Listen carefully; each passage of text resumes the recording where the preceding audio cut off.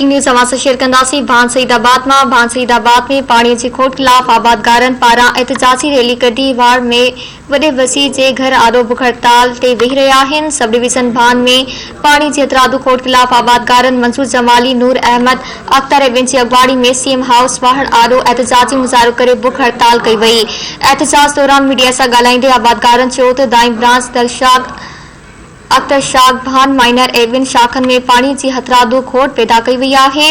हुननि चयो त ज़रई पाणी न मिलण करे आबादगारनि जूं ज़मीनूं सुकी वयूं आहिनि ऐं करोड़े रुपया नुक़सान पहुची रहियो आहे।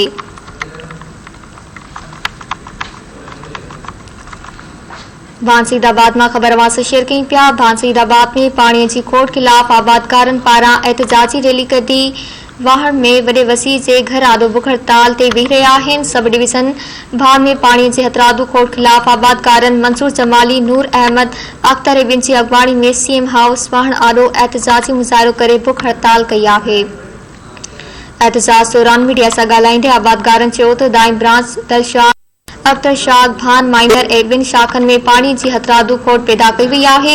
हुननि चयो त ज़रई पाणी न मिलण करे आबादगारनि जूं ज़मीनूं सुकी वयूं आहिनि ऐं करोड़े रुपया नुक़सान पहुची रहियो आहे।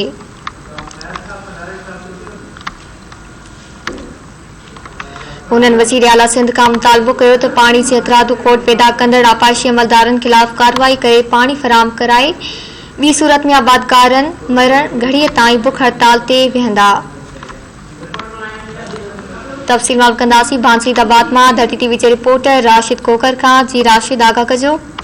जी बिल्कुल, भान सईदाबाद के मुख्तलिफ शाखन में आबादगारन पानी खिलाफ एहतजाज मुज़ाहिरो कयो। वज़ीर आला हाउस के अॻियां सख़्त नारेबाज़ी की।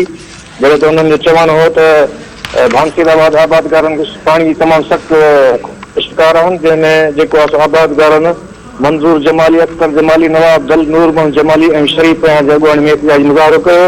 उन्हनि चयो पाणी जे करे असां पाणी जी खोट पूरी न थी त असां मरण घड़ी ते सीएम हाउस अॻियां एहतजाजी मुज़ाहिरो कंदे बुख हड़ताल जारी रखंदासीं। जी महिरबानी राशिद, तफ़सील ॾियण जे लाइ।